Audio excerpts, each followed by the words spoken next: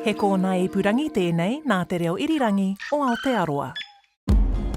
Tukua, tukua, tukua, tukua, tukua, tukua hi. This episode, Photosynthesizers, Women Behind the Lens, a group exhibition including photographs and videos by 40 women artists from Aotearoa and Australia. Tukua was at the opening.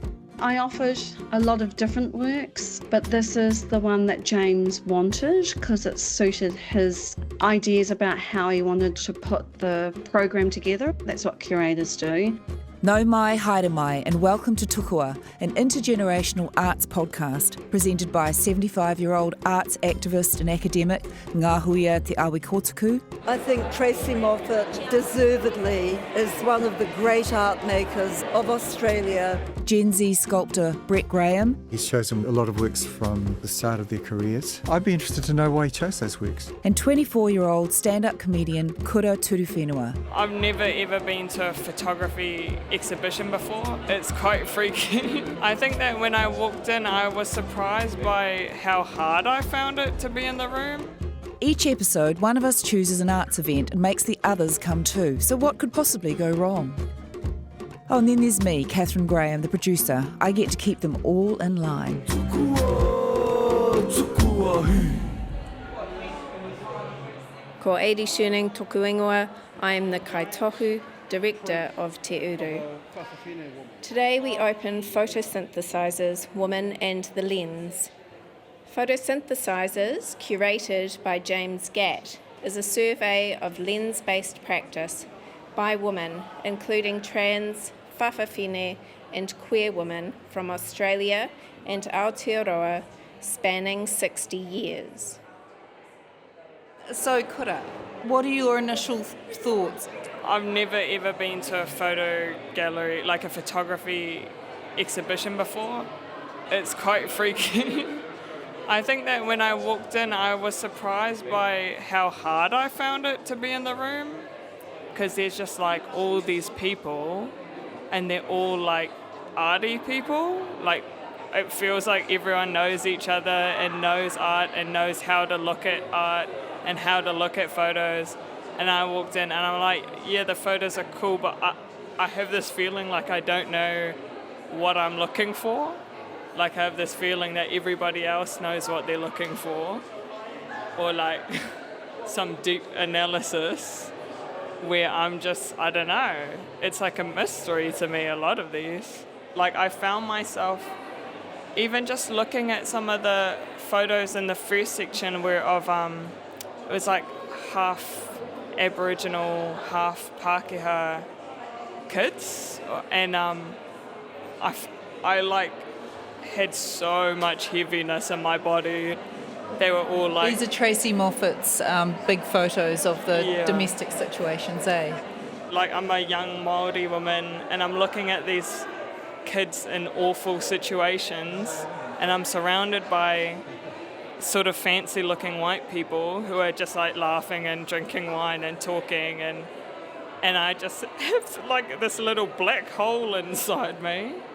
And I don't know, I didn't expect to feel that hardcore about it because I actually had to walk away and I had to do karakia for myself and I thought, man, people must think I'm crazy because I'm walking around mumbling to myself, but it was just like I actually couldn't physically keep looking at them.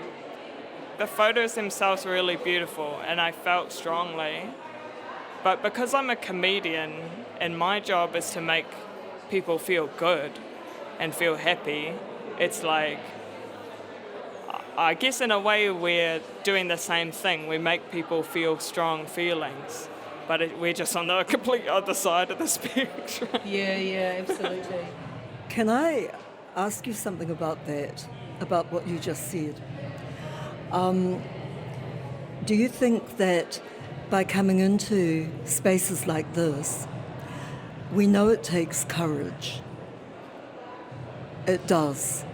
But do you think that by being present, by being here, that you cause something to shift for all of these people who are actually looking at us on the wall. Like, if this was a room full of Māori looking at this art, it would be a completely different experience. And every person in the room, you know, has an impact on basically the whole environment. Yeah. So I think, yes, there is an impact from any Māori being in these spaces, even silly ones. I thought Edith's portrait of the woman in the sunflower garden with that glorious dress, and you sort of wonder, was the dress actually put on for the photo shoot, or did that majestic African immigrant lady, brilliant woman, turn up wearing a sunflower dress to stand in the sunflowers and do whatever work she was doing? It's her garden, isn't it? Oh, was that? Well, it's Yeah. amazing. Yeah, it's her garden. It's a quirky one. I love the composition. I thought it was funny. I liked looking at it, having considered and confronted so much grief and pain and brutality and ghastliness, and then you come across the sunflowers and that lovely smiling face, and it makes you feel I better. feel like looking at that picture, it was almost like a whakanua from the really like heavy as first section, and to just see that lady in her garden smiling, I was like, oh my God, thank God, someone's smiling. And she had her little red bands on too. Well, how are you feeling about being at a photography exhibition? Because I know it's not really your art form, but how do you feel about it and the works? Well, first off, just those comments of Kura's are interesting because we have all felt that. You know, I mean, after 30 years of going to galleries, we've become sort of oblivious to that, but in actual fact, they're all the things that we experience, you know, that alienation, because, you know, with Dad's generation of artists, even though we're surrounded by it, you know, there's a great sense of camaraderie, the need to do it properly. Well, it's interesting listening to Kura, because all our lives we have been put into galleries. We've been going to galleries with our father, but it only really, when did it become something that you noticed that, because we would only go to shows with lots of Māori. We would only go to Māori exhibitions, to be fair. We've sort of become blasé because we're immersed in that world, but yeah, it is. It's not an easy world to navigate. You know, seeing the Tracy Moffats, that series, when I first saw it, was incredibly powerful to me. You know, somewhat of mixed blood, and then the issues that she was grappling with in the stolen generation, and all of those themes that she was grappling with in her work were very powerful to see on the wall. And when you hear Kura is experiencing those for the first time, yes, and they are still obviously having an incredible effect on her. Yeah. So as works, they're very powerful. That's right, and of course the way that Destiny Deacon work operates, making Aboriginals a figure of fun, Mickey Mouse, which is easy for us to feel in these kind of environments, but then turning the gaze back on the viewer and questioning their attitudes. Even the far work, you know, seeing Fiona Clark's work, and you know, that was from the 70s, at a time when she was at art school, I think, the drag queens of K Road and so on, and she, you know, that was very powerful at the time as well. Tukua. Several weeks later, when we sat down in the RNZ studios to discuss the show Photosynthesizers, the issue that kept emerging was, why were all the works so old? Shall we talk about Lisa's work? Because we've got a grab from her where she talks about her film, which is 35 years old now, WOG Features. It is a watershed film for me in the sense that it kind of was made very much at the beginning of my career. It was made the year after I graduated from art school from Elam. So, that work was really looking at cultural politics and really made at a time when I first had my first overseas trip and I could see myself in contrast to what was happening in Australia. And also I was meeting all these really amazing Aboriginal filmmakers. I went down to the Aboriginal Film Archive in Canberra. When I hung out with my Aboriginal friends, like their level of racism that was coming at me was like frightening. It is a very racist country. And I thought, well, these are the kind of storytelling that I wanted to involve myself in. WOG Features is 35 years old, but how relevant do we feel that it still is today? Can I ask what a watershed film means? Well, it means it's a significant moment for her where everything changed for her.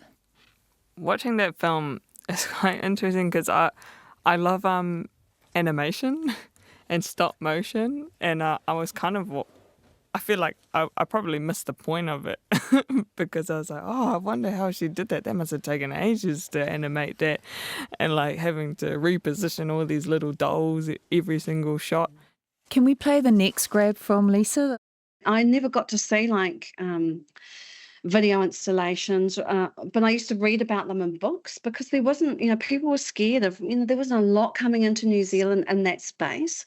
But I just had this feeling that this was going to be another potential area that we could tell our stories. So I thought, that there was all this new knowledge that I was trying to embody in the work, even though it's just like this little 8-minute thing. But the people and the learning that I had along the way was really, really important.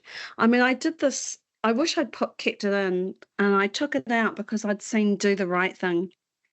I got a group of my friends together and we sat there and we hurled insults at each other and I recorded it and I was going to put it in the film. And then I saw Do the Right Thing and there's a scene in there where they're kind of like and all this kind of stuff. But I was looking at blackface. So, the WOG Features title is almost, that kind of racial slur that you would hear a lot in Australia. But I had a very robust sequence of a minute of like just swear words all cut together, but I never used it in the end. But these were just the kind of insults that I was hearing when I was walking around Sydney in Australia. So still relevant today, Brett? Well, that's the intriguing thing. I saw the film with someone who's deals with cultural politics a lot at university now and was kind of almost shocked by the imagery. But, there's nothing subtle about the imagery, but then 30 years ago, that's what you had to do, honestly. Mm-hmm. It's easy to criticise now, but that's literally what you had to do. You had to use the old shock treatment to get any kind of message through. I think about my experiences with Ngahuia, with Hiruini Muru Paenga. Racism was up a whole other notch in these places, and in order to counter that, you had to be completely unsubtle. So that's what she's doing. And she's addressing all of those phobias we had that generation at the time about not looking white enough or brown enough or not fitting in or just being seen as second-class citizens. So, yeah, there's a reason why it's not subtle. And again, I take my hat off to her as a pioneer, as a matakite, because at that time we were at art school, film was very experimental. And then, so Phil Dadson established that department into media. And you also had people going through at the same time, like Nikki Caro, who became the director of Wild Rider, and Tim Worrell and Ka Whawhai Tonu Mātou. Ka Whawhai Tonu, he was the screenwriter on that. So it produced a really interesting generation of people working in a field that, as I say, was completely experimental. The other works that were very confronting at the exhibition were Tracy Moffat's works, which was, of course, from 1994. They were very visceral for you, Kura. How do you feel about them now that you've processed that? I think that with time away from that exhibition, my feelings towards those photographs might have got worse. I think because of the depth of the heaviness that I felt when I was looking at them, and being in a space that I found already uncomfortable, already alienated, already kind of looked at as an other in the room, like, because the feeling that I felt when I was in the gallery, it was almost like the feeling that I sometimes get when I'm in a fancy shop or even in the supermarket. And I feel like people are looking at me with suspicion. And I think that just seeing those photos of children holding so much mamai, I don't know, I just didn't appreciate it. I just didn't feel great, didn't feel like it was something that I needed to see. And the trouble for me was that because it was such a powerful and intense feeling, I just wondered about what is this meant to do for But isn't me? that the point of great art, is that you are supposed to have a visceral and emotional response to it? I don't know. I think that if the response is inflicting pain on Māori women, then maybe you shouldn't make things that elicit that response. That's actually not what I believe, though. What I think it's if the point is to get a reaction, but the reaction is harming the people closest to those photos and the people who empathise with them the most because they might have lived them or experienced them or know people who have, I don't really understand what the benefit is. That's from the series called Scarred for Life. They're offset lithographs, but they've been printed differently in the past. Again, they were prints that were ready and framed, so I could borrow them from her gallery in Australia. Tracy is one of the most important artists that has ever lived, in my opinion. Certainly one of the most important artists to come out of Australia. James Gatt, the curator, was speaking about Tracy's photos. Ngahuia, Tracy Moffat's works in the exhibition. Your response? There are a couple of images that, like Kura, I still carry in my head and wish I'd never ever actually put them there. Sometimes I also hear myself ask, as Kura has so beautifully articulated, what is this meant to do? And yeah, I came away a bit disturbed, but then, part of engaging with art and the art world and the sensibility, the matakite, the visions of our creatives is to be challenged. It'd be damn boring if we weren't. Looking at the artist in our midst. Well, it's good that it was poignant, and she needed to make those because she, when you consider her background as half Aboriginal, growing up with a white foster family, these are issues that she could never have spoken about with her own family. And then you think of the whole stolen generation. She's almost created this family album, and then the dates are quite specific. Many of those dates are from the 50s, or some of them, they begin in the 50s, go through to the 60s. And so she's created this family album where it's almost kind of like looking at a Life magazine, a documentary or something, the way she's titled them. It's almost completely removed from the emotion of the images themselves. And she's reaching a wide audience in Australia that needed to be reached. I mean, these are before the Welcome to Country ceremonies and all of that. The dates of those are before Aboriginal people were even recognised as human beings, as being able to vote in their country, and that's why she's deliberately put those dates on them, pre-1967. So I can understand that, and then you look at contemporary art at the time. You think of people like Tracy Emin, and who worked My Bed, or those works that have very emotive works that talk about her own personal history, and she some of those works she's listed all of her boyfriends and the terrible things they've said to her and so on. She leaves nothing to the imagination. So it comes out of that period in the 90s. Yeah, where I mean it also leads me to that question about this exhibition. Do you believe that women have a different gaze from men? You know, if you're going to create a gendered exhibition like that, do you think that women have a different gaze behind the camera than men? I mean, of course we do. Yeah. Yes. Exactly. Of course we do. But what's more important is that, you know, only in the last 100 or 150 years have we had agency in the art-making process. We, as females, have only recently come into our own and claimed that space. And I lament the, the centuries lost. And I mean that both in my culture as Māori, but kind of in other parts of the world too. I think of Tracy Emin and that bizarre Turner Prize winner, my bed. And yet it is such a complex and exposing chronicle of her suffering as a female. And yet is that what we really want to look at? Because in many ways for me, as a consumer and critic,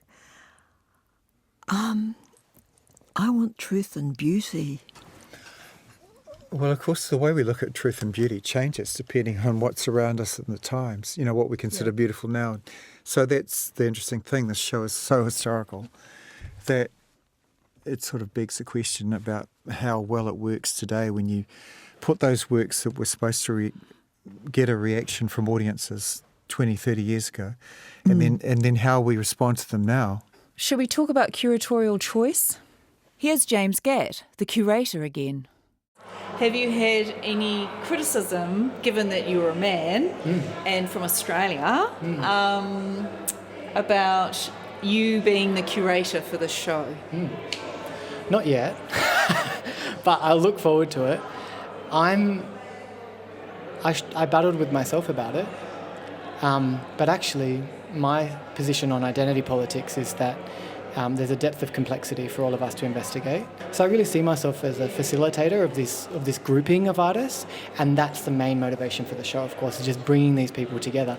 And I don't want to deny my own position of power in that respect. I work at a gallery, I am a curator, so I am the person that is able to make exhibitions in this space, and I think that it's even more important that people who are not women are thinking about issues for women. So if curating, like I think, is a form of empathy, and I want to enable the agency of other practitioners, I have to enable my own agency first to do that. So I am the person that is able to make exhibitions in this space. Listening to that is like one of the most bullshit things I've ever heard in my life. That was like fucked. Like, I can't believe I just heard that man say what he said with his chest. Like, I'm sure he's a lovely guy. It's probably not a good idea to say this on the record on a podcast where he might listen to it, but I don't actually care, because this Australian white man saying, I am the one who chooses, like, bro, that's like some Walter White shit. Like, you know how he's like, I am the one who knocks. Like, as if he has no power to hand it over to someone else. It's like the idea of this white Australian man curating the woman in photography exhibition and going, I understand my power, I understand my place. Well, you clearly don't. Because if you did, you would have stepped the fuck away. I just thought that was the most bullshit thing I've ever heard in a long time, and there's a lot lately, but that kind of took the cake. Well, it is slightly problematic. However, it is what's before us. So choices, curatorial choices, in this instance, the Fiona Partingtons. How do we feel about the works that were of hers, given that she's our next Venice Biennale representative? Yeah, well, it's a hard place to start because she gave her consent, and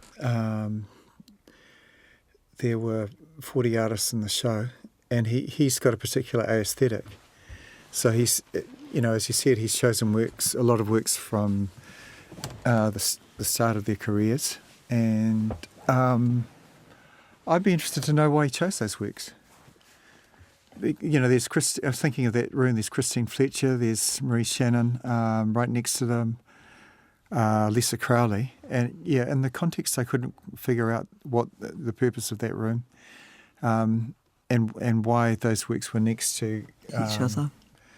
Yeah, like the images of Lisa Crowley's in the State House of Rahui Pōkeka, which of course is Huntly and very dear to our hearts. Very close to Taupiri. So yeah, it's. I didn't understand why he'd chosen those works in particular. There's always a couple of things at play when you're choosing work for an exhibition. One of them, which is much more boring, is the practicality, what's available. I was actually hoping in this exhibition to have as many vintage prints as possible, and it just so happened that here in Tamaki at Fiona's gallery, she had 2 of these silver gelatin prints. One of them Heartsick from the early 90s, both from the 90s, I should say. So that's what he says about choosing the Fiona Partingtons, because at the gallery, Ngahuia, you made a comment about you were looking forward to seeing one of her more, one of the beautiful wings that she does or something like that, but the works chosen you were quite underwhelmed by, I think.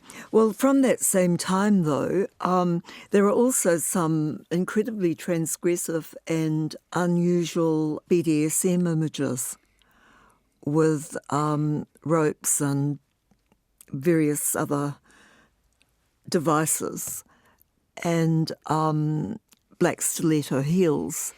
And she explored that in her work.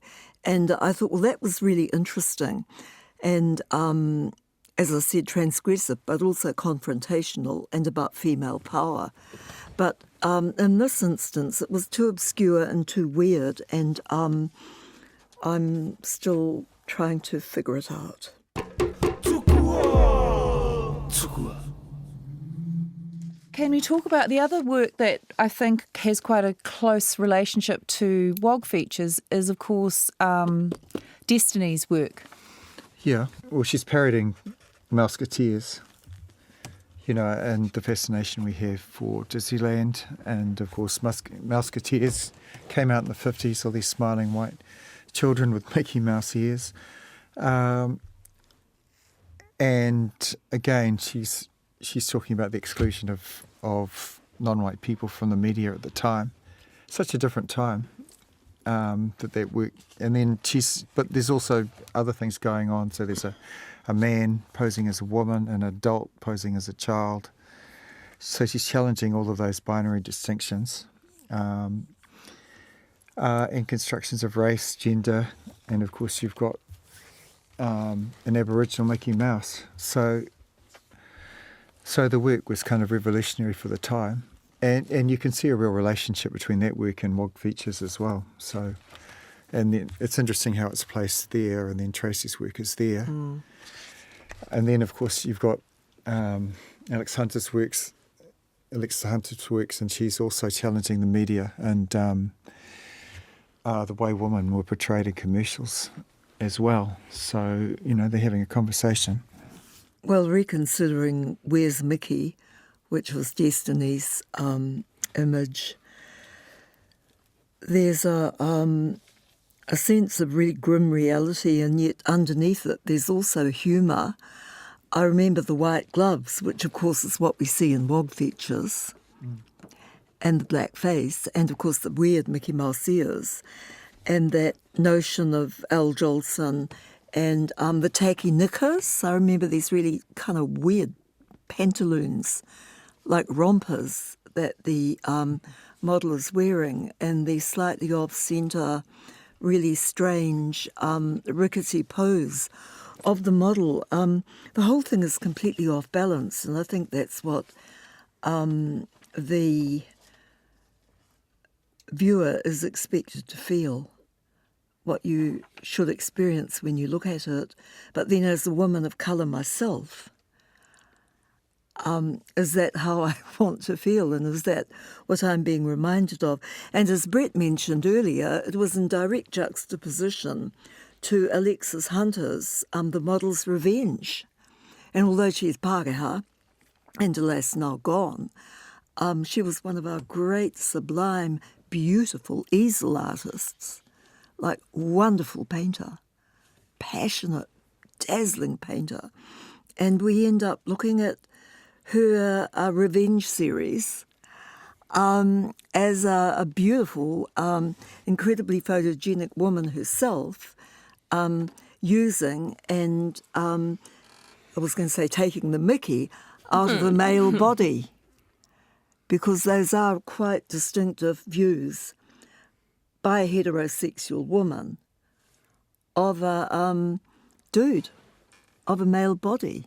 So there's that kind of dynamic, and getting back to the actual curatorship, the positioning of images in the show in relation to each other was interesting as well. Yeah, that's cool again. So it's not even just the, you know, where the photo is in the room or what it's next to or what art piece is next to what, but also like, I guess the room itself, like the space itself that it's in. That's one of the great things about exhibitions.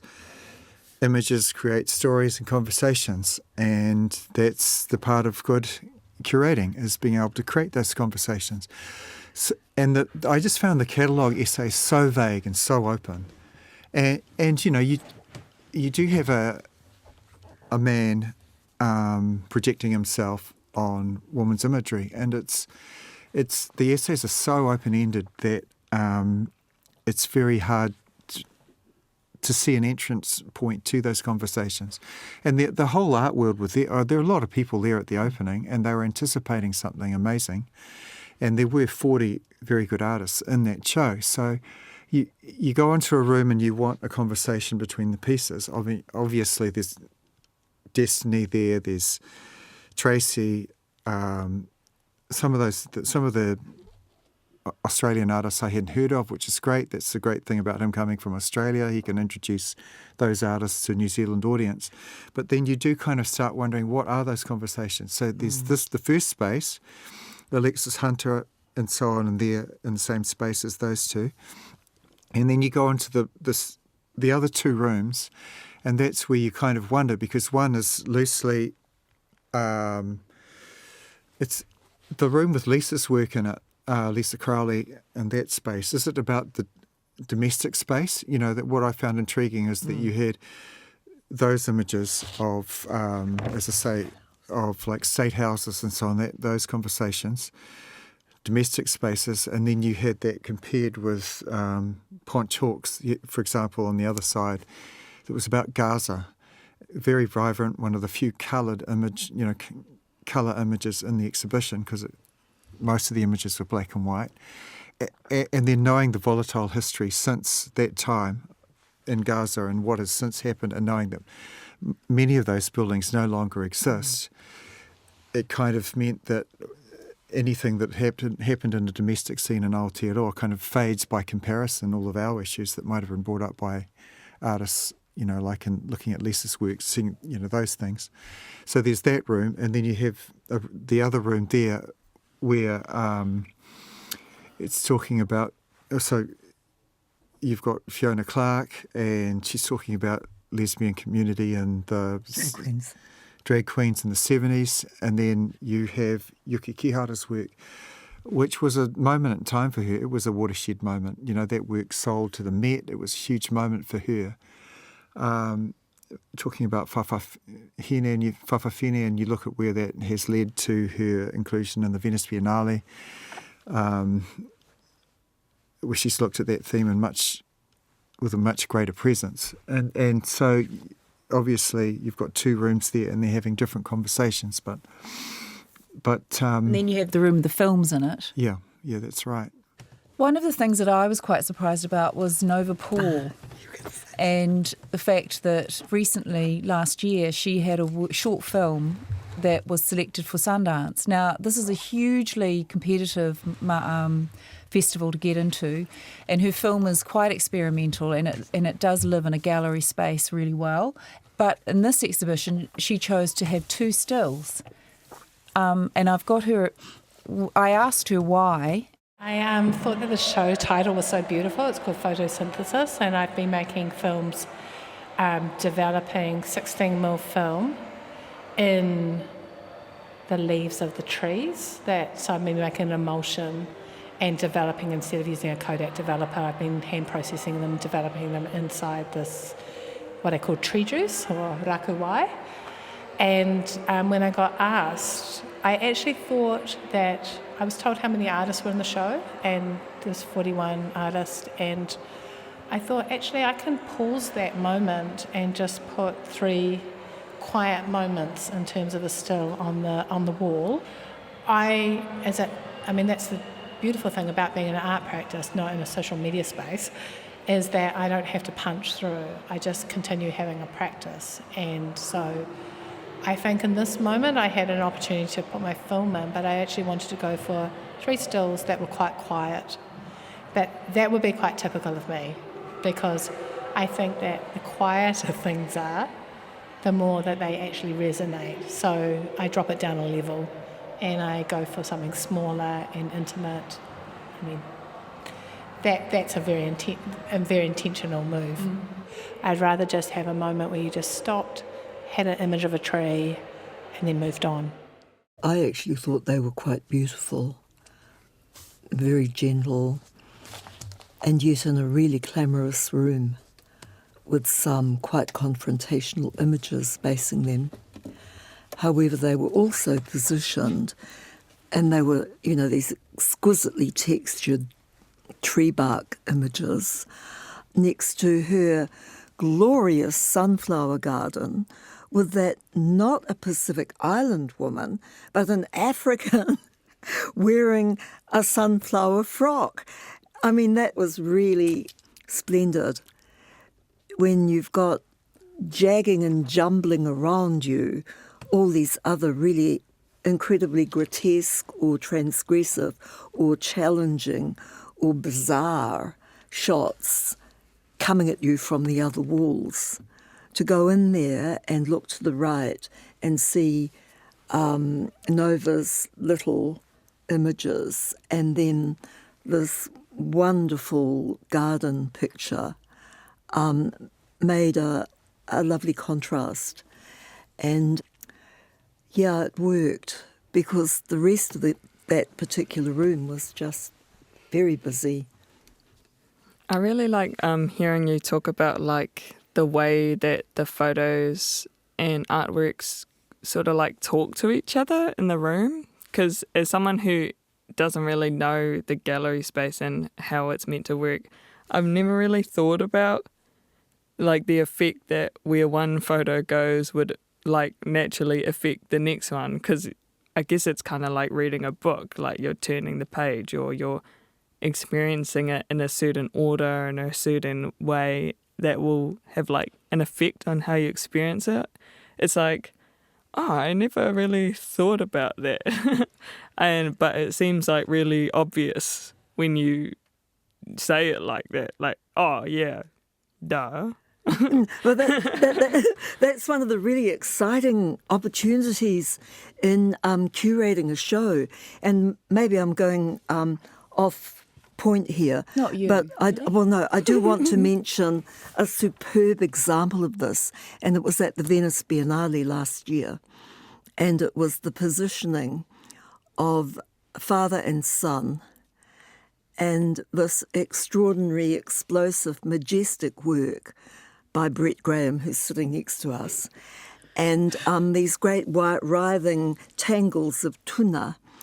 And then behind them, on the wall, is a series of extraordinary wood carvings by his father. And you stand there and you see them interacting, conversing, going through an intergenerational process together in the space, which is 1,000 years old, in this extraordinary historic space, and you've got this happening. And I thought, my God, that was a clever curator to have done that. One of the first things you learn about as an outsider when you come to Aotearoa is whakapapa. You know, how does history inform us? Different ideas of temporality for Māori, same as First Nations practitioners. So these are not kind of driving this project specifically, but they're very much on your mind when you're working in a time and a place. I will say that just off the back of my little rant before, I will say I did agree with what he said, that it's important for like people who aren't of those communities to use their power to protect said communities. But there's like a big irony of an exhibition that's about women in photography and the female gaze being created by man, because it feels like, well, does that mean that the exhibition itself is created under the male gaze? I don't know. But I think that what you say about it not being completely coherent, I don't know, I feel like probably has something to do with that. I found solace in Edith and in Nova, and same old with the others. And much of the show, for me, was same old. Was that because you'd already seen them? Yeah. Ah. But also, though, too, there was the anticipation of their being shown or enabled to converse with each other in a different and dynamic way. But they weren't, for me. Any final thoughts before we wrap this up? Because I think as an exhibition, is it successful or is it trapped in a time warp? You know, like, is it relevant? Yes. The works are still getting reactions. Will people enjoy the show? Well, if you're looking at historical phenomena and moments in time, I think it's important to do that. And, you know, there is a history of, not that this was, but even recreating shows from the past and then reassessing them with a contemporary lens on them. But yeah, to me, the show is just too open-ended from the point of view that there's so many choices, alternatives that you could have gone to. And the curatorial essays didn't necessarily fine-tune what those conversations could have been. So you think that the reader doesn't necessarily guide if you were someone that, you know, just a person coming in to have a look, that the reader would not necessarily assist your... Well, not for perhaps for understanding individual works, but not necessarily why he made those choices and those conversations he wanted those works to have. But then, you know, he introduced a New Zealand audience to some Australian artists that aren't well known here, which is interesting, and it's great to see a lot of those works as old friends. But yeah, I'm not sure if it's a show that creates conversations about where we are now in regards to going forward. Great, thank you. Thank you. I think we're done. That's good. Yeah. That was good. Yeah, that's out. That was Tukua. The show we were discussing is Photosynthesizers. It was on at Te Uru Gallery in Titirangi. Remember, these are only our thoughts and opinions. Go along and see the show and come up with your own. Tukua was made with support from the Creative New Zealand, New Zealand On Air, and RNZ Arts and Culture Podcast Co-Fund. The creative producer is me, Kath Graham. Line producer is Parihuia Makai. On location recording by Corey Fuimauno. Strategic advisors Yana Tenahu Owen and Rosabelle Tan. Ngā mihi to RNZ Podcasts, Justin Gregory, and studio operators Ben Pearce, Dan Hurley, Phil Benge, and Jeremy Ansell. Follow and listen to Tukua wherever you get your podcasts. Mā te wā! Tukua.